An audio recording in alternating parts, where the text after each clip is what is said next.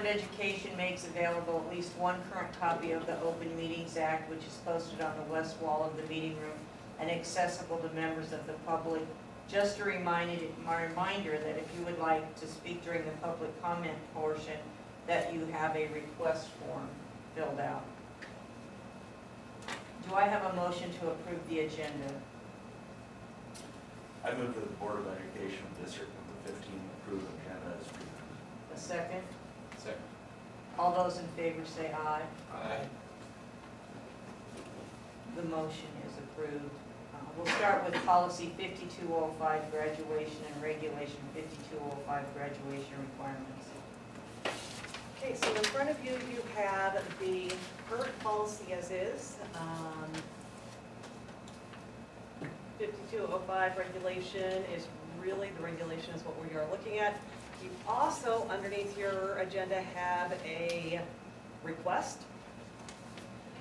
Earlier this year, I was approached by the Beatrice High School Science Department, and that is why Mrs. Cadares is here, just for any questions that you may have, to discuss the current board policy and changes that they would like to propose based on their continued review of ACT standards and the ACT assessment. So currently, the board policy states for science, this is the only area that we are looking at, it states 30 credit hours, including one of the following: integrated science, integrated biology, integrated bioscience, or the equivalent. The BHS Science Department would like to propose the following. It will say science, 30 credit hours, that will not change, including 10 credit hours in physical science and 10 credit hours in life science. So physical and life science are huge pieces when it comes to the ACT assessment. Our students don't always get those components. They may get the physical science, but not the life science. Or most of the time they get the life science, right, Steph? Correct. And not the physical science. So we want to make sure that our kids have every opportunity to do well on the ACT, and that's one of the reasons why we would put this in here. As you look at this document, you can see that there are still a large number of science courses that students still have that choice, that would still be present. They'll be able to still get in all the courses that they want to get in science. They would just need to make sure that they have this, and it would probably be, what would they take their freshman year? They could either take the integrated physical science and integrated earth and space science. That's kind of one track of kids, or the other portion of them take integrated biology. So like half of them take the physical science their freshman year and half of them take life science their freshman year, and they'd really just kind of swap their sophomore year. Some kids tend to shy away from the physical science part, and we feel that hurts them on the ACT. So they might take biology their freshman year, and then they go and they try to stay away from physical science, and they take anatomy and physiology, and they take botany and zoology, and then they just don't get any of the physical science under their belt. And we think to help them with data, understanding of data, and being able to read stuff on the ACT, making them do a physical science component and a life science component will be beneficial. What's the diff chem? It's chemistry, The diff stands they for- call it differentiated, Oh. and it's more of a college-bound type chemistry. So it's the physical science that they're not taking now, or the, Physical science, They, yes. they try to shy away from the physical science. Most of them do. A lot of them, a large percentage. is it try taught to. at a level that all students can be successful? Yes, their freshman year it is. But why are they shying away from it then? I think there's probably a multitude of reasons. One would be that there's a lot of physical science in middle school that they get, and I think They do? yeah, I mean, I think they do a lot of physical science in I middle think school. they do more physical than they do life. Yeah. And Mhm. life science just is more, I don't know, it's just a more popular topic of discussion probably. For the math phobic, I would imagine. I Yeah. think so too, Right. yes. I think that biology is doesn't have a lot of math in it, No. but physics and chemistry are going to be heavy with math, so kids that don't like math like to stay away from those classes. Physics, these children are gonna take physics. That is a That's a possibility. possibility. That's a possibility. I don't believe that to be a level that all children will have Well, not, success in. not all kids will take that. Yes, and that's why there's a lot of choices, because that's the thing is, you don't have to be locked into one class that you have to take. So So there'll you be have, choices in the physical sciences. Yes. yes, Yeah. all of these A through F would be choices, you just would need the 10 credits within that. When would this be implemented? Next year? Or- It would be implemented with our current eighth graders is who it would take effect with. We would not, so everyone else would be grandfathered under our Okay. current I guess that was science. my question. Yeah. Yes, this would be with the new freshmen coming up. Okay. So, Like, I have a bit of a concern about us being so focused on them doing well on the ACT. In all reality, the ACT is to prepare you to go to college. And I don't know if that's, I'm also reading that not every child is gonna go to college, so are we doing it because kids need it, or are we doing it so our test scores look better? here's the thing, I think it's multiple perspectives, because one, I want to make sure that each child feels at least somewhat competent when they get to that ACT. I do not want a child sitting in that chair that has no information, has never been given information to be successful on any assessment that they are given. Number two, I do think that the data piece is huge.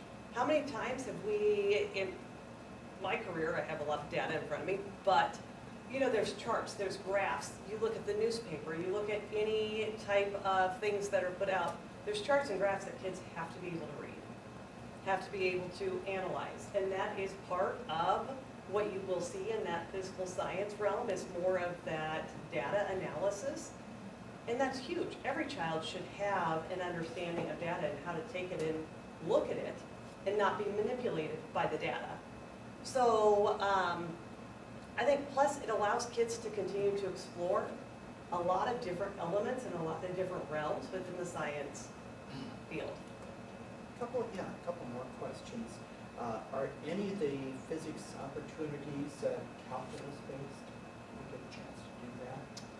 Or is all of this just algebra like you get to?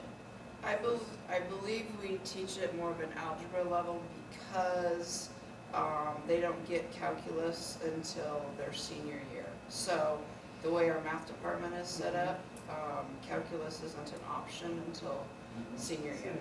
Okay. And also looking at the experimental physics, and that's the one category that I think having kids understand how science works, understanding what an experiment is, understanding the data, the process, and how you construct an experiment.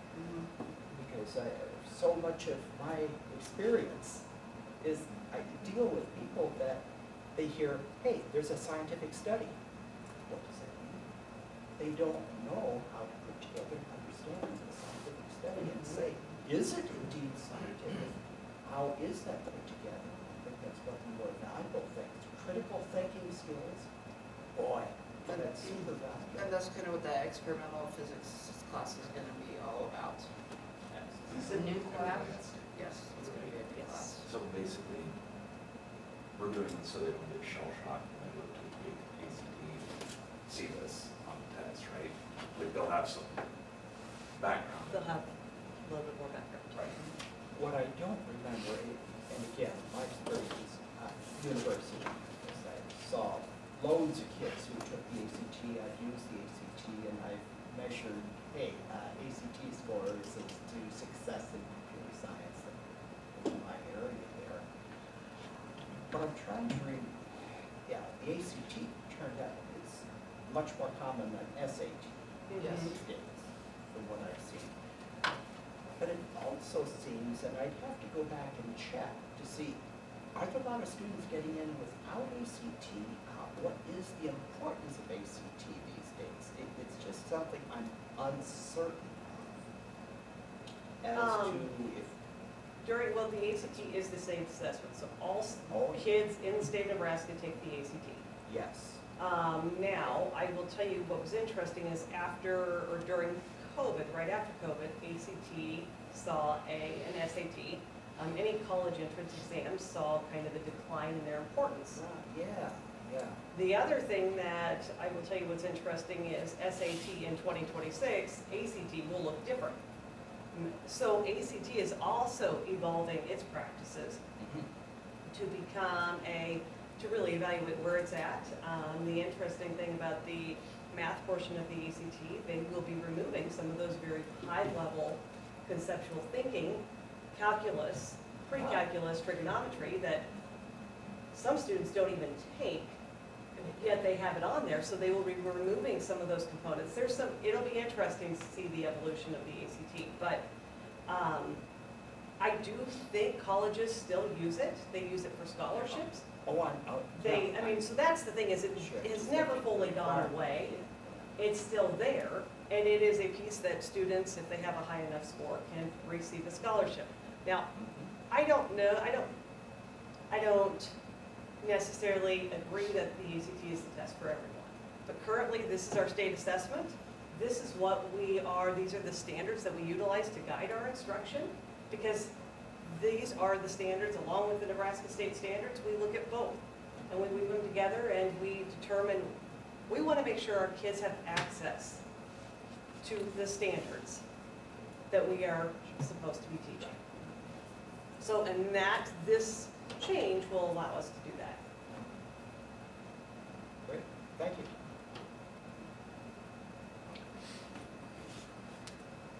So in the change, they're not going, oh, okay, you still take some life science, you still take it. Yeah, Basically, so- it just creates more of a balance of what they. Yeah. Because this was really focused on the biology, the life science, Yeah. and And there were some kids that shied away and never took a physical science class their entire high school career, which really it does them a disservice, because if they do go to college, they're going to have to take something like that potentially, and then they've had no experience with it. So we feel that we're better preparing them for whatever aspect that they're going to go into.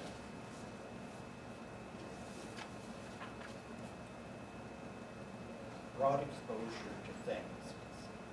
Too often, the kids don't realize what they're good at until they get a chance to actually find out what it's like.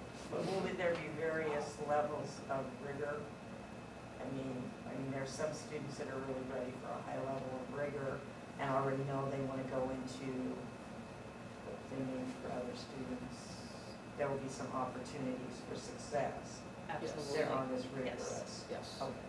They're still at the standard level, but they may not be at that college Right. Right. standard level. Yep, As I- absolutely. As I see the several options with physics, one of them being a pair of semesters and the other Mhm. two being single semesters. So a student could take out their 30 hours multiples, but how much they duplicate each other and how much one will build on the other is not clear from this list, but No, but we'll kind of have a flow chart, so that they are not duplicating the same thing. So if they've taken the integrated physical science, that would be more of like a freshman year type thing, so it's more of an entry level. And then maybe when they're a junior or a senior, if they took physics, it would touch some of the same components, but it's gonna go a lot deeper into those things. okay. Thank you. Thanks, Steph. Thank you. So this you'll start seeing this in board policy. First reading will happen October. Next on the agenda is drug testing policy with Mr. Brown. I got everything on one page here, trying to save a tree. So with the new drug policy, I just kind of want to give you an update of where we're at. So we chased down forms, we finally got stuff. We got stuff sent into diversified drug testing on September 10th.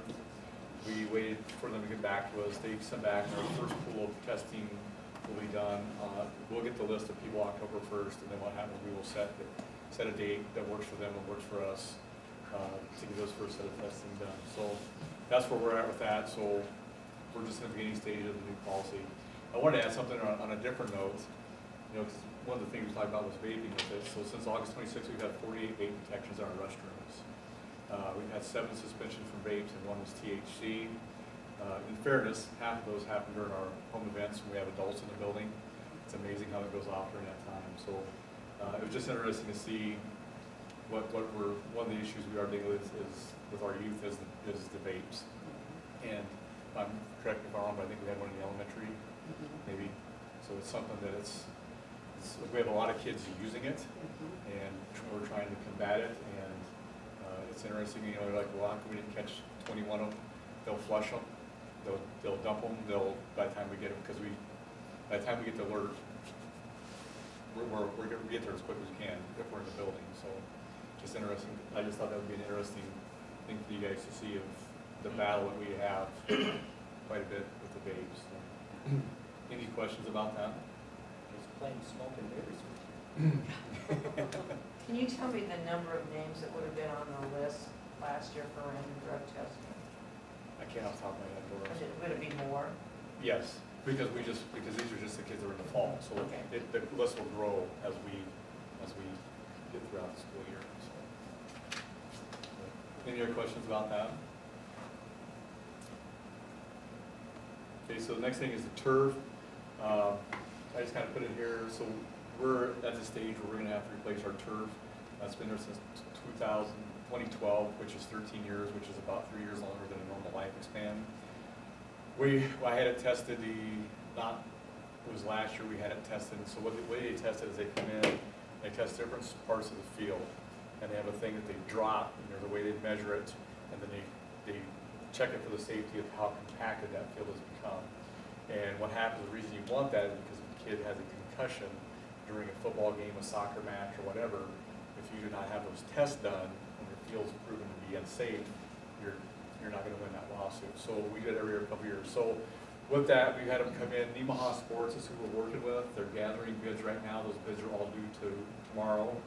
At this point, they received 4 bids, but when I talked to them yesterday, they said that a lot of those bids come in right at the deadline. So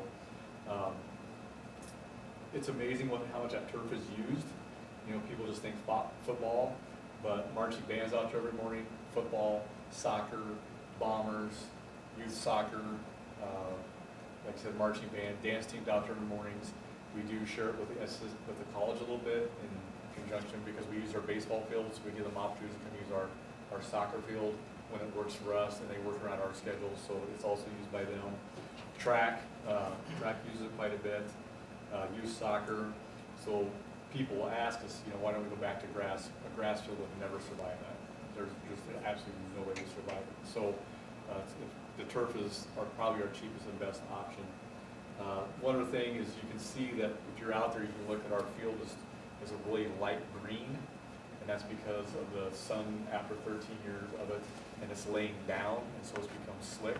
And so when you have a newer turf, you brush it, which we have always done, but we're to the point now where it's very brittle, and so when we brush it, it's going to break off even more. So it's not standing up any longer, it's laying down. That's why it looks very glossy and high sheen. So, like I said, we're working with Nemaha. You know, I visited with Chris quite a bit yesterday, and you know, I said, "Can you just give me a price range?" And he said, "You know, between $500,000 to $600,000." One of your bigger expenses is disposal of it. And so I said, "So what's some options?" He said, "Best thing you could probably do is we'll roll it up, put it in the parking lot, so whoever wants to come get it can come get it." And he said, "That's going to save you quite a bit of money of." You know, people, it's not going to be worth anything, but people will take it, they'll put it in batting cages. Some people might want their homes for something, but that's an opportunity way for us to make the price cheaper. The other thing with the bids is I didn't put any, you know, color in the end zones, those type of things. I'm trying to make it down so we are as cost efficient as we possibly can be. We have, you know, we'll actually have an emblem in the middle, but other than that, it's going to be just green and not all the colors, so we can try to make it cost feasible as we possibly can. It's served a heck of a purpose. You know, it's interesting, the university's going back to grass because Matt Rule's a grass guy. but you're seeing more and more high schools go to it just because over the cost of 10 years, by the time you mowers, fertilizer, water, maintenance people, you're never Nebraska asking. has a little bit there. Well, just,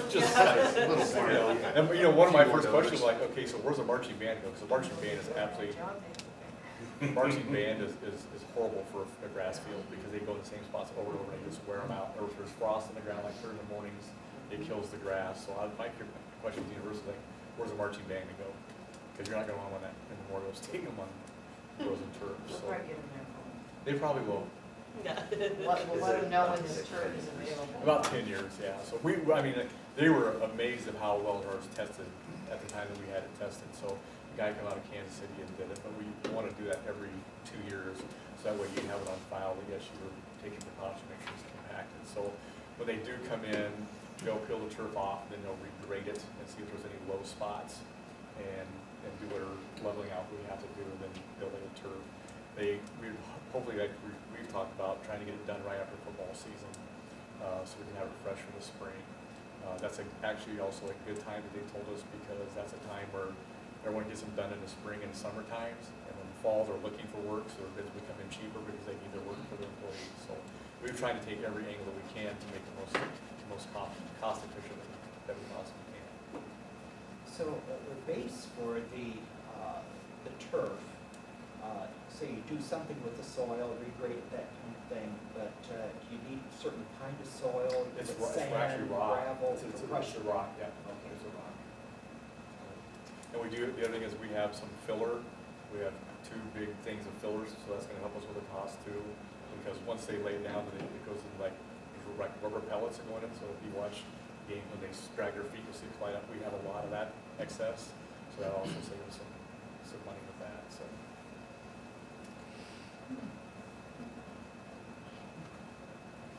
And then calendar school days, okay, so the Trailblazer Conference is amazing, and the way that works is that we have the 8 schools, and we try to provide as many opportunities as we can for as many students as we possibly can. And what's interesting is we host 20 conference activities, and most people just think sports. Well, out of those 20, only 12 of those are sports, 8 are alternate or outside activities. Example would be speech, 1 act, quiz bowl. We had marching band yesterday, which was great, over in Ashland, where all the schools come in and do a marching band competition. We do choir, we do band. What else?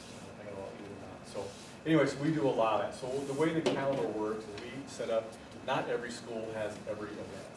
So we have developed, and we've had to redo it a couple times. We went from 6 schools to 7 schools to 8 schools. And so we have developed a long-term calendar for different schools to host different events. Now, not every school has every event. For example, what we're talking about here is with 1 act. We did have 6 schools. Wahoo did not have enough interest, so they dropped it for a year. See if they can't, which was kind of weird, to see if they can't bring it back. So what happens, those schools that host, those schools that have it, it rotates in a cycle. So example, last year, we hosted, I think, a conference call 2 or 3 years in a row, because schools did not have the facilities to host it. So we're saying, hey, we'll take it, keep our kids at home, gives us kind of a little bit of an advantage of playing our own course. So with this, we don't set our calendar during the summertime. We wait until school starts because we see everything that can possibly happen with the different schools to make sure we have a date that works for all of us. A great example is Wahoo did not start school until after Labor Day. Their building was not done. And so they're still scrambling, trying to piece that together. It's still kind of a mess over there. I talked to Mr. Berry. So anyway, so we did not set that date until last week, and so that's why we didn't have this on the school calendar. November 18th, we have the opportunity to host the Trailblazer Conference 1 Act, which is a great event. If you've never been to a 1 Act, it's really cool. The kids have a 30-minute. They're not allowed to go over 30 minutes, or they lose points. It's a 30 minutes performance that they give. The way it works is the first school will come in and they'll be loaded right outside of we'll bring them in the west doors by the oxygen and down the hall by the music, and they will have their set stage right there. They will get 30 minutes to get their stuff on stage, get it set up and ready to go. They will then come in, do their performance. The group that's in the next one will be out there prepped, ready to go. then there's a 30-minute window to get them out of there. We'll take them out the front doors by van room, and then the next group will come in. So there's kids going in every single direction, 30 minutes. Once they get done, they go into a critique, and so that's that 30-minute downtime is when they get to the critique. So we have a classroom set up, we'll probably use our choir room or band room, where all the kids will go in there, they'll get their critique, and so forth. It's a day where we're gonna have over 300 kids in our building that are not our kids, you know, so, but on top of our 650 we have another 300. Examples is Malcolm is a really small school, they don't have a stage, and they have 110 kids out for one act this year. They actually opt up from Class C to Class A, so they get the best competition, and they're usually very competitive in that. So it's a great event. It takes a good portion of the day, it takes a lot of bodies. So with our staff, they would have different jobs. You're gonna be running this portion of it, you're gonna be ensuring people getting unloaded, you're getting trailers back up, you're getting trailers back up here so we can get them loaded. So it's a big event. It's something we host every 4 to 5 years. And I think it's a great event. It's the one event where a school really struggles because of the size of it to host it. And we did host music a couple years ago, but that falls on Martin Luther King Day, so we didn't have to worry about it. But we had all 8 schools. I think we had 250 kids in the building that day. So what we would do is we would set up in the Ox Gym, as far as where they could stage all their costumes and those type of things. We'd have the commons area where they could have lunch, also have a concession area, have classrooms where they could call their homeroom, where they could put their personal belongings, and stuff. So it takes a big portion of the building. And so that's why we're kind of looking at that date of maybe not having school that day in the high school, just because it's going to be such a large event. Will teachers report? Yes, they will be part of this because they will all have job assignments and duties that they will have to be doing. They will have some classroom time too, but they will also have job duties with this. So, like I said, it's a great event. Some of these we don't, like marching band. Yesterday, we would not have to take a day off for that because we'd have all be hosted outside, like Ashland did yesterday. They can actually hold it at their elementary. We had it at Plattsmouth. Never City was last year, Plattsmouth was the year before. So it kind of rotates of how we do, how this all works. So it's a great event. Why don't they do it on Martin Luther King Day again? Why did we? Why don't they? That's That's music. Music, That's oh, yeah, music, all right. that's music, Okay. so. trying to fit everything We in. tried to This fit- is before, this is first semester, isn't it? November 18th. Okay. No, all right. Monday, it's a Monday, I November thought it was 18th, so, yeah. But like I said, it's a great event.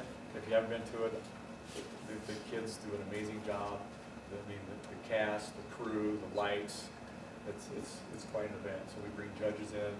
It's actual competition for our conference cup. So, any questions about that one? I would highly recommend, if you've never been to a one-act competition, go to this one because it's here in town, and they are cool. I mean, Can we make sure that we all get reminders? Yes. we will do that. Yeah, Okay. Do we have to vote on this, or is it just, well, can we do that at the October at board the meeting? October, Okay. yeah. I confess that I don't check the calendar every day to know what's going on. It is. It's a great event. I've hosted districts when I was up in my last school. I've hosted districts.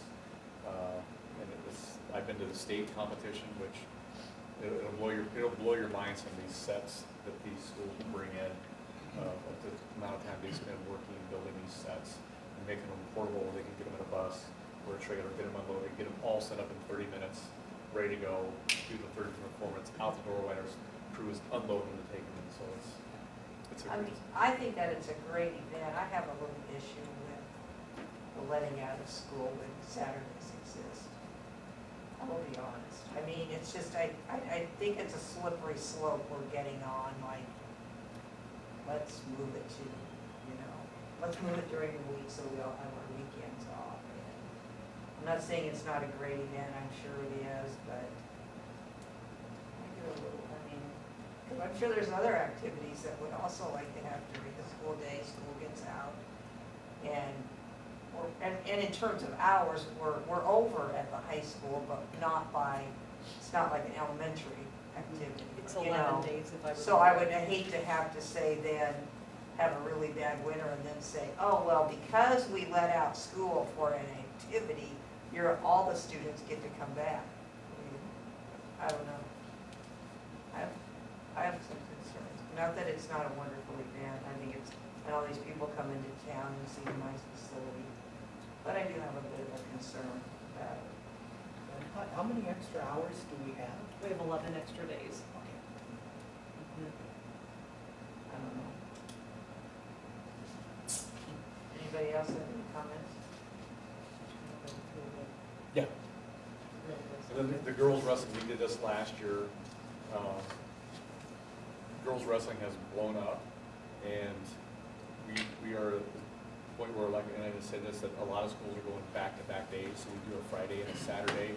We do the girls for a Friday and the boys for a Saturday. And the reason you do that is because the setup and everything takes so long to get done. We'll spend all morning, Friday morning, getting set up for this event. As you can see, we had 150 wrestlers last year, over 350 matches on 3 mats. I think we've done an excellent job of making sure that we have a home tournament for our girls, because there's a lot of schools that cannot fit the dates in. And part of that reason is one of the things you go back to, Doris, is that a lot of schools have basketball or wrestling meets already on Saturdays.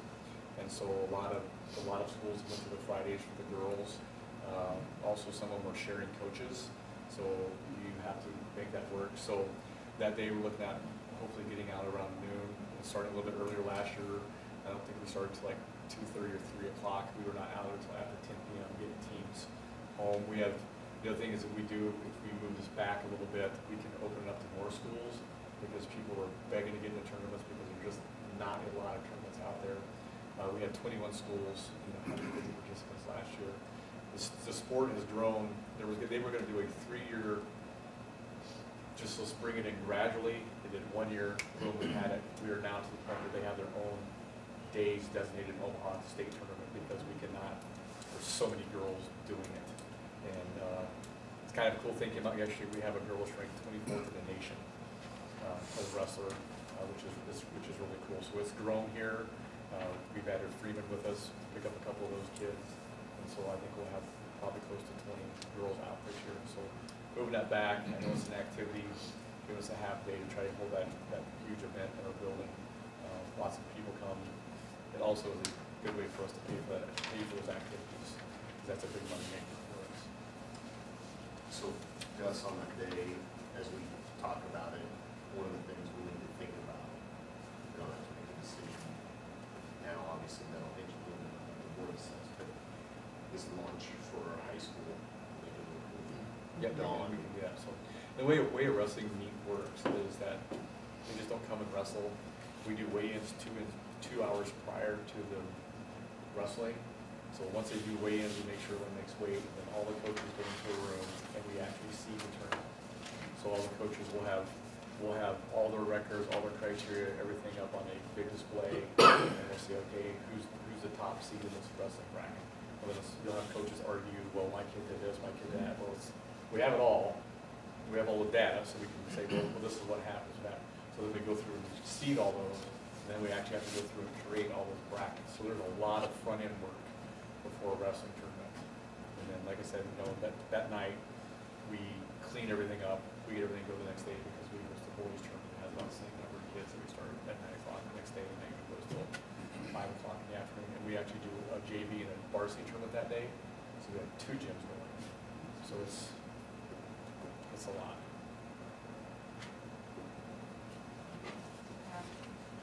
If I could just jump back on the first topic, the vape detection, you said that there are challenges in trying to be able to catch the timing. Do you have any suggestions, ideas, anything? It's a deal where, like, Officer Lauenstein and Mr. Voigt and Mr. Kendall all have it on their phones. And so we might not be in our office. It comes via email, but via their phones. They might be tied up to deal with an issue where we can't get right there. We do have cameras on the entries of all the restrooms, but if 9 kids come out, I mean, we try to. You don't know which Yeah, one. you don't know. And, if there's 2 or 3, we can come in and grab them. And the way it does work is we get a student and say, okay, the vape detector went off. We have a suspicion that someone has a vape on them. And 9 out of 10 times, nope. Then we run a metal detector over them, because that'll set off a metal detector. So then we're like, okay, there's a metal detector in your shoe. What is that? And then we'll find a vape in that situation. So But sometimes if they know that we're coming, someone might set them off, they will flush it right down the toilet, so it could be gone. And now, you know, they're doing such a favor, they're making us look like ink pens, so that's another thing we're seeing, so. Certainly open to any suggestions. Hey, we're doing our best, and I mean, they know where to go to not get caught, they know where they're not. You know, out in the open is a popular spot, our locker rooms do not have them. What's Or- out in the open?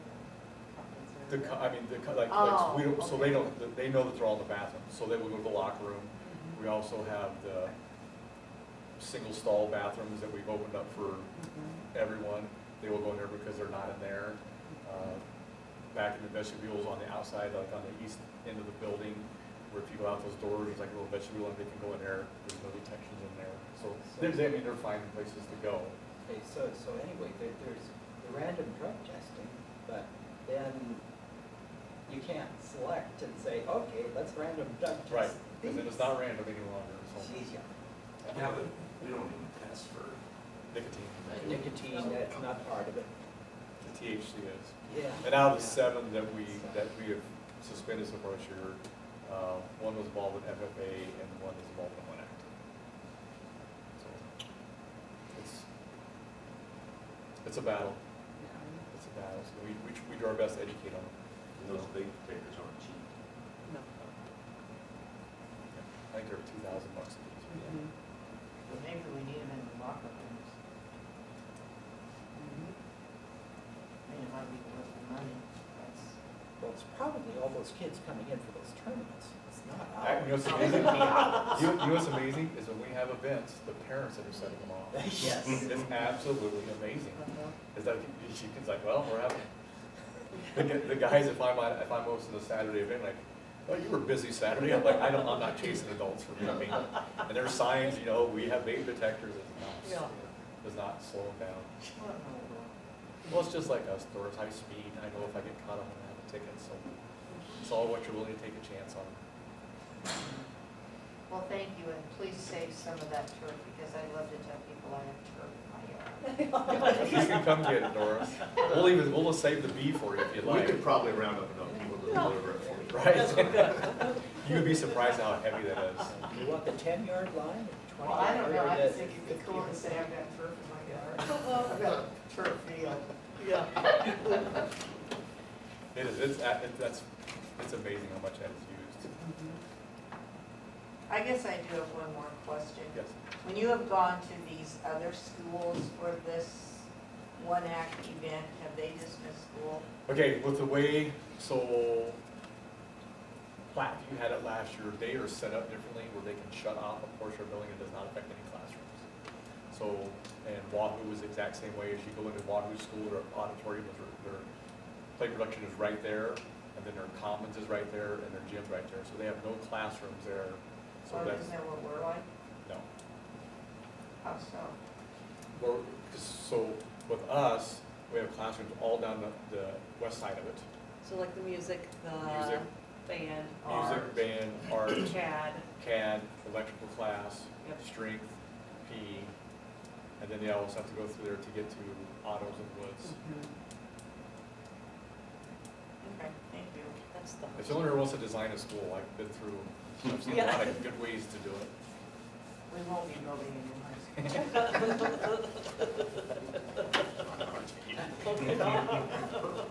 Anyway, I will not be part of that.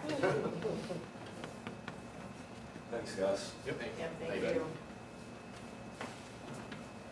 Now we're gonna talk about policy 3241, emergency response mapping.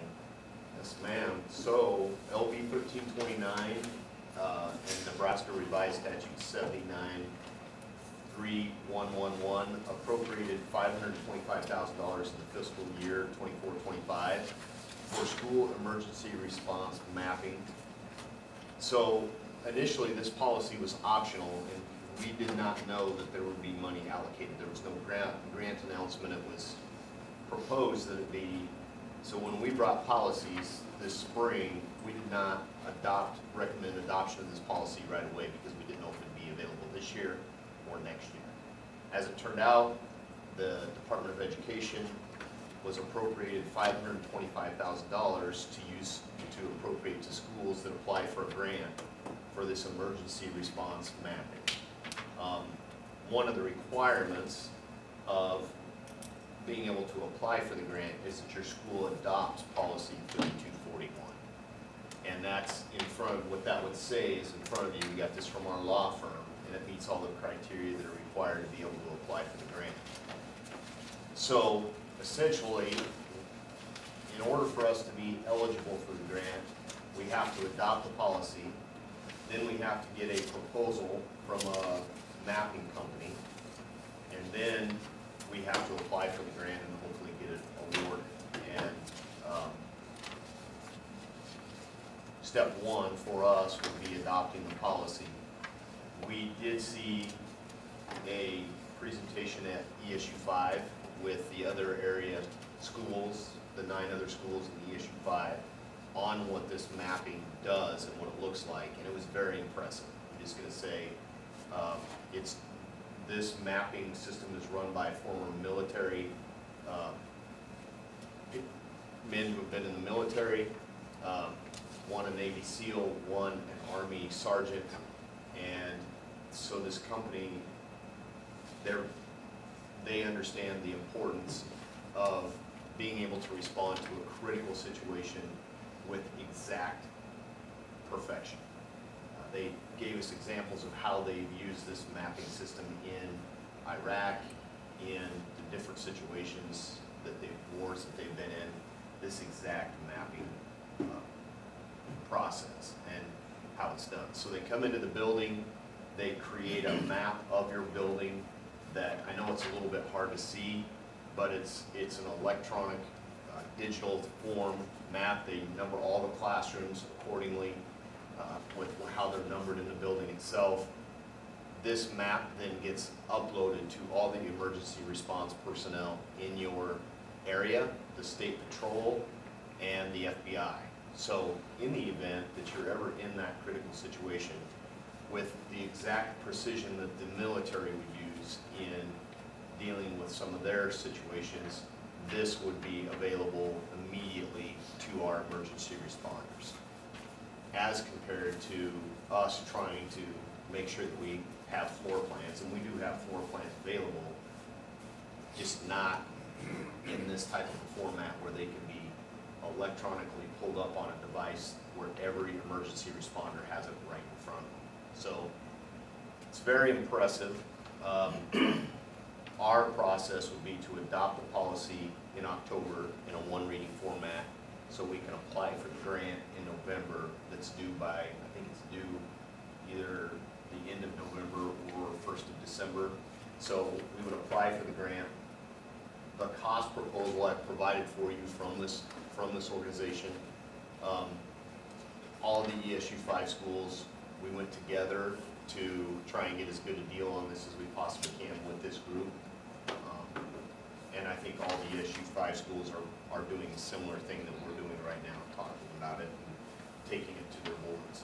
So for our size of school district, you can see the cost would be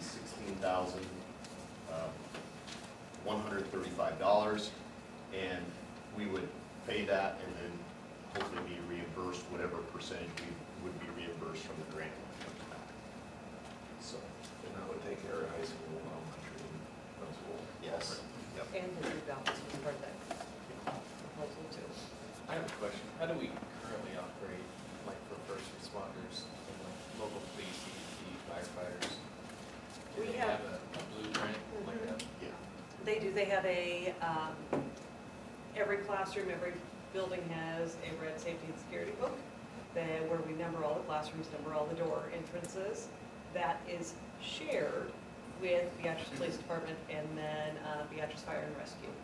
So is that online then? Is that like digital? No. So it's like they roll out the blueprints? Well, and no, it is actually, it's an online document. Stacy Oh, it Danny is? over in student programs, she makes it. Sure. And then she puts all the numbers on and then she sends it to them. So she works closely with Zach Lowenstein. So, when the unicameral brought this, like to the floor, and discuss this. Do you know what was the basis for this? Why they were, like, they wanted to get this statute put out there? Like, was there a cause or a reason why they put this to the floor? I think they would, what their response would be is that in the event, with the number of school shootings that we've seen over the course of the years, in the event that that would happen in Nebraska, which it did this fall, this response protocol is so much more efficient and precise than what it would be with what we have. Do you know if they discussed anything about security issues for like hacking systems online? Because we live in a world where nothing is Yeah. secure now, where anybody can access this digitally and then know every square foot where our kids and teachers are, or it could be used as a tool to, you know, attack or use against us.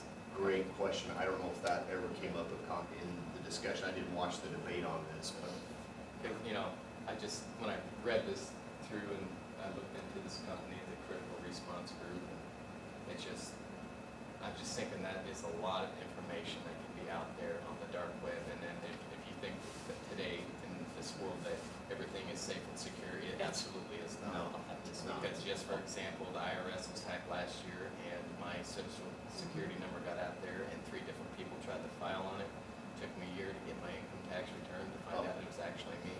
I mean, and I'm just thinking, we live in a world where our enemy today is not a country or someone in a uniform. Our enemy is here, and like every country has been infiltrated, and they're just as smart as us or smarter. And to think that they could have access to this online, or they could use that. I mean, I'm just thinking that that's a lot of information that should be controlled locally and locally only. I mean, I see the merit behind it, because I notice on that site, they do a lot of this mapping for giant campuses and colleges and businesses where this could actually work for them, but I mean, it's just a lot of information for very valuable, It reasons. seems, yeah, I it mean, you seems could find that that you've out. gotta trust I- there's someone, gotta but be it's a some- question of who. Right. Yeah, I mean, exactly. I like the old police shows where they roll up to the building and they land. All right, yeah, look right over the hood and, you know, and then you talk about military. And when I first read through this, I'm just thinking, you know, military briefings where they're sitting in a room and the blueprint goes on the projection screen and they say, this is the dimensions of the room, this is how many people we need in a fire team to go to this room, to this room, to this room. And to think that that could be used in a situation where someone hacks it, and then, not saying that would happen, but Just coincidence in the last week, and this morning I got a mailing that said, hey, the insurance type thing that our daughter uses, hey, there's all kinds of information that is now out there that they've had access to, valuable information, not just name and address. And that's a national scandal right now with this outfit. Received a notice or bank fraud type thing in the last week or so. It said, hey, my name and address were found on the dark web. I said, okay, we cannot hide. We have to do something. We have to trust somewhere. Without trust, we can't move forward. So I know in military situations, you can have infiltrators, you can have all kinds of things going bad. Is how do you protect the information and adequately? right. The risk benefit. And you mentioned FBI or FEMA or State Patrol.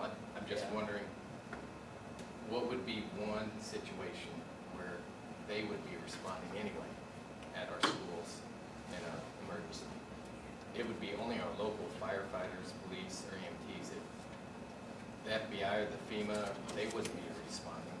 I think if there was a state patrolman that was, because we do have some that are in Beatrice, Right. I think if they were close enough to the situation, I would think that they would be absolutely there. Right. But So I think I would rather trust our local police, who pretty much know every square inch of all of our buildings, who have wives or husbands or family or children or friends are in all of those buildings, and they would see eye to eye with our community. And I don't know, it just kind of feel like this is a little bit of government overreach, a little bit wanting to know our business and having that out there. And I don't know, that's just kind of how I see it. So, I think it'd be better for us as a total board to maybe come together and discuss this. You know, I know we're missing some people tonight, but Yeah. so like, right now, today, who has access to the information? Is it just simply the fire department, police, sheriff, so is that who has our information right now? Well, If I there- mean, it's electronic. It's Yeah, not but In our electronic. Google platform, so. but the after-school program, we have to mark the areas we can use, and that's submitted to the state, so it's not like, and you have to do that if you're Yep. gonna Have a program. Insurance policies, things. like company, they know this critical response, they see what's going on, they would be quick to, you know, maybe hack them, hack somebody, because just how my mind works. Yeah, and I appreciate that. I did reach out to Lee Culpepper, he's the regional director of sales and implementation of this group, and because another question had come up, and he responded,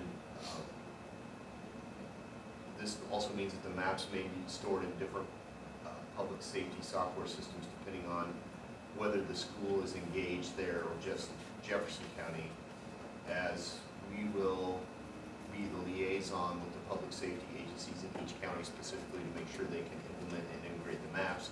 We always integrate the maps into the software used by the Nebraska State Patrol as well as the state GIS mapping office, and we'll share the maps with the FBI office in Omaha. So I don't know if that, But Like a the lot of other thing- sharing of that information. yeah. The other thing that we could do is have one of them come to our October meeting and give a presentation too, if that's something we can request that That might be useful. going further. But I Extra agree with you, levels. Eric, I think the full board, it would be nice to have the full board here discussion at that presentation to do it, so. Yeah. And actually have that mapping data statute here, and I have one question, the very last one, number 7 said the State Board of Education may adopt and promulgate rules and regulations to carry out this section. So is that like, right, additional rules, like as they see fit moving forward? If, like they would have a say in how we go about in the mapping, or I don't understand that part of it. Well, typically what happens is the state, the UNICAM will write the state statute, and then that will funnel down to the Department of Education to determine how it gets implemented. So if there was a change state statute-wise that promulgated something at the state level, the state would be responsible for implementing it, whatever that is. So, okay. Unlike the map thing, which just bypassed the ND and said, okay. Yep. So was this a policy that we had to adopt or not? It's optional, and it was, this is a result of LB 1329 that passed in the legislative session. But at the time it passed and we were provided policies, it was an optional policy at the time, and there was no funding announcement made, so we didn't do anything with it at that time until we knew there would be funding attached to it. The funding piece was announced, but they didn't know if it would be this year or next year. It came out this year, and to get a grant to pay for this, then you have to adopt the policy as part of the requirement. But we could choose not to adopt the policy, do we have a choice? Yeah, we don't have to do any of this. Okay, all right. If I recall correctly, back when the debates were going on, this was about the same time as we're looking at who would be authorized to have guns. And Yeah, it's like a so Christmas one tree. of Brewer's, Yeah. ideas is trying to sound more rational than just saying, okay, hey, anybody can come in and try to have a more sensible policy, and the security went hand in hand with it. So I'm encouraged by at least some sense of awareness of these issues. I think it's one of those things where it's a double-edged sword from the standpoint of the things that you brought up, Eric, and also from the standpoint that, the Lord forbid that we ever have an event like that happen here. But if we did, the response time with this type of critical response tool would be much more efficient and effective. Not to say what we don't have isn't good, but this would be, it'd be uploaded in a heartbeat as compared to us trying to, ours is uploaded, but to get it to everybody, this would be uploaded and available to any responder immediately. And the example they gave was kind of unique. It wasn't even the worst possible situation. It was, you have a heart attack in room 201 at the middle school or the high school, for instance. Well, we all can get the ambulance to room 2, but to get to 201, that could be anywhere in the building. Hopefully we would have, it would be on a, when things are optimal, it's on a day when we have plenty of staff there and someone runs to door 2 and guides the EMTs into the room 201. But if it's not, then this is available to be popped up by the emergency response people. They know exactly what room 201 is on the way there. It's So, just hard to imagine, like the FBI, being close enough here to be able to respond within, save us 2-3 minutes. No, it's our local people. Right. That's the really important thing, that we make sure that they can find it. yeah. So- And that's where it's stored, that's a guarantee as well. It's stored with all your local, and then it's stored on the state level with the state patrol and the state FBI. But, yeah, ultimately, it's your decision what we do. This is an opportunity that's there. You'll have to think about it. Yeah. I can sure ask Lee if they can have a representative here at our meeting, so you can ask those questions and express those concerns. We'll see.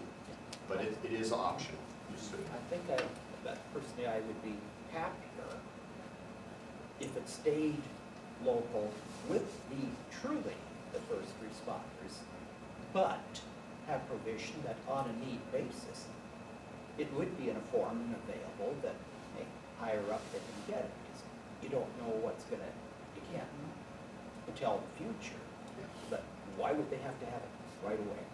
So that's kind of question I'd like to ask. Do they Good have to do questions. that?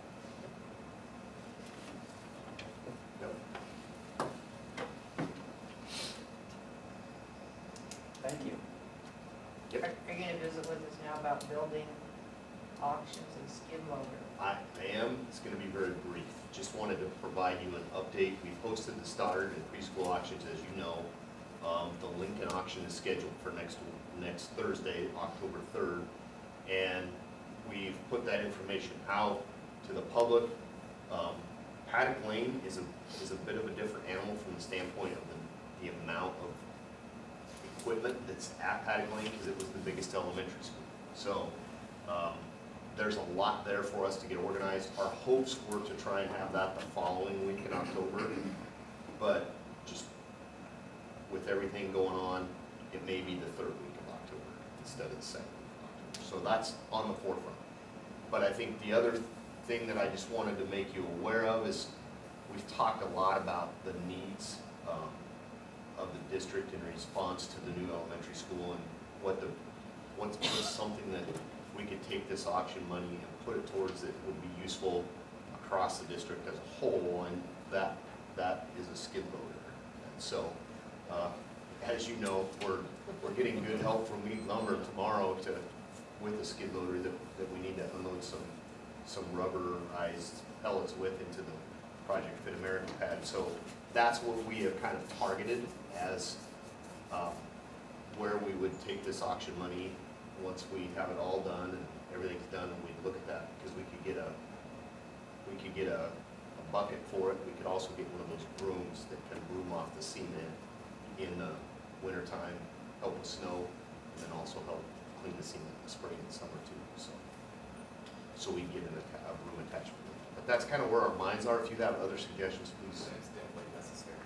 Yeah, It's not a roundabout what you currently have. yeah. Yeah. Definitely needed.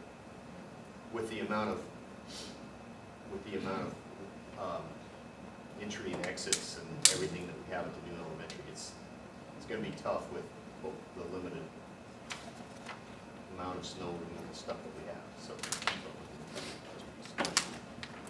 We do have a skid loader, but it's very old as well, so. All right, This is the proper time for public questions and comments on any topic. Do we have someone that would like to address the board? I have a couple of questions. Can you come up here then and sit Yes. down? Thank you. Do you have a form? Yes, Form? yeah. Okay. Thank you very much. I do have a couple of questions. One about the auction on number 8. What to do at the elementary school? You guys need to do something. That open area where the playground is, where the cars pull in, going to their side, it's open. that would help me understand which elementary Okay. school, The new elementary school, the new one, the very new one, yeah. yeah. As soon as you go in, instead of going into, I guess, the back, across the street from VSDC, you go around the curve, because the new driveway's not open yet, the new highway's not open. That open fence is open. There's a playground over there, and it is completely open. They don't close it off. Kids are playing. If they knock a ball over, teacher might not see it, parent comes through, might hit a kid. It worries my daughter and I when we go to pick up my grandchild, a lot. And then that road going all the way around, Access road. the access road, go all the way around, then go pick up the kids, waiting for the kids to come, and then coming out, I have to go back out this way, and there's cars coming. I've got a truck, Yeah. okay?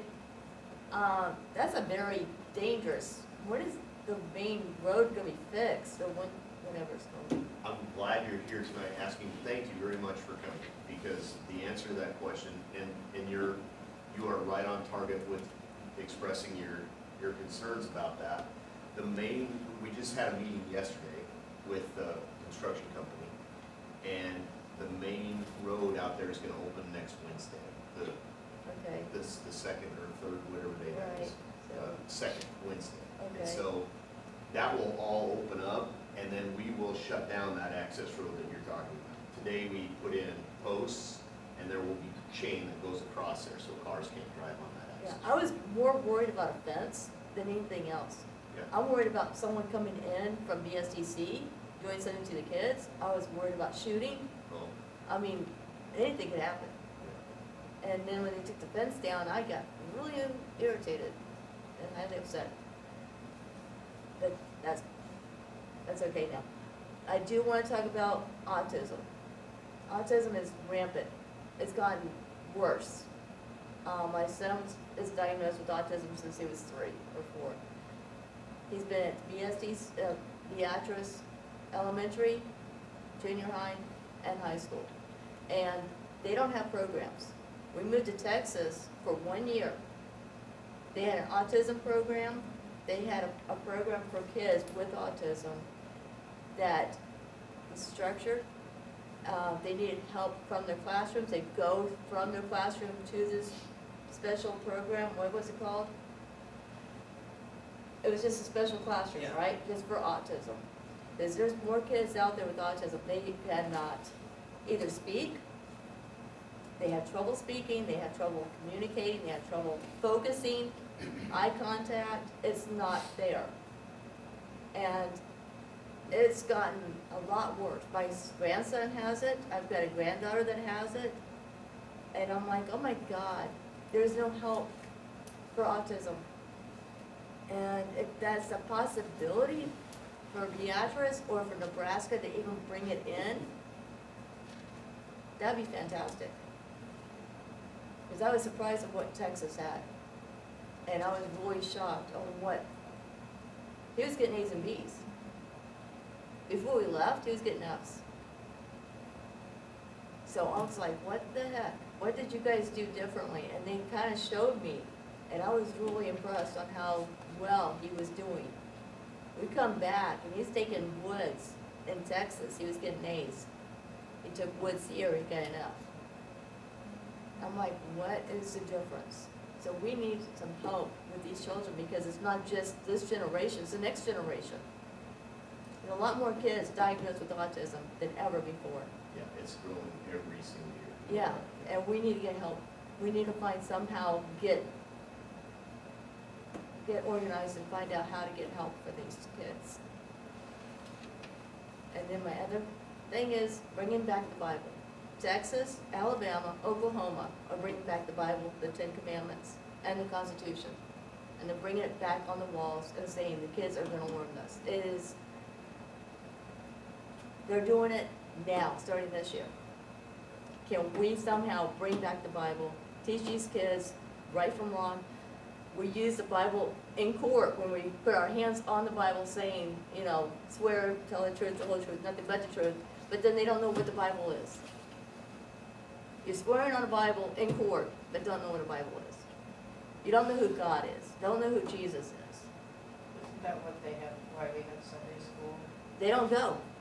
We're trying to teach these kids right now, Salvation Army, that I volunteer at, about God and Jesus.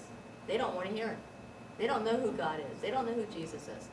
And they're finding all this evidence from 2,000 years ago, or well, before then, even way before Jesus.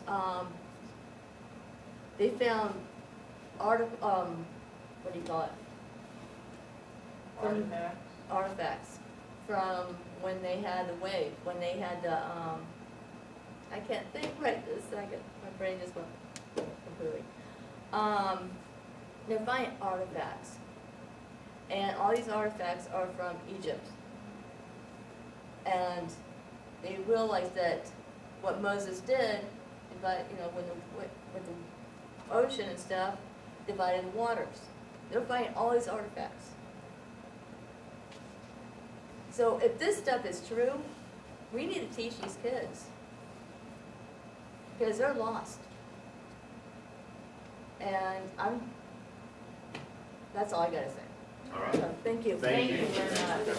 Have a good night, guys. You too. Let's go home. Anything Oh, else? yeah, about the shootings and what you guys need to do about, what was the other one? I don't know how you guys feel about teachers having guns on them or in their wars. But there's been a lot more mass shootings than ever before. All over. These kids, if they get shot at, they're our kids. We'll never see them. I worry about taking my kids or grandkids to school. Okay, are you gonna get shot today? Is someone gonna bring in a gun? So just think about, okay, in Texas, they had a sign at the school. It says, "We're armed." I'm like, what the heck? Never seen that before. Just giving you guys a heads up. Just think about it. All right, thank you. Thank Thank you. you. Anybody else have questions or concerns? Do I have a motion to adjourn? I move the Board of Education District number 15 adjourned. Second? Second. All those in